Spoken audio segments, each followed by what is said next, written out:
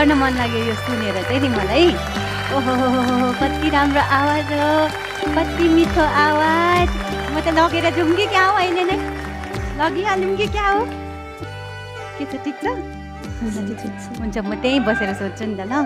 एकदमै मिठो। नमस्कार नमस्कार नमस्कार नानी। नमस्ते नमस्ते सर।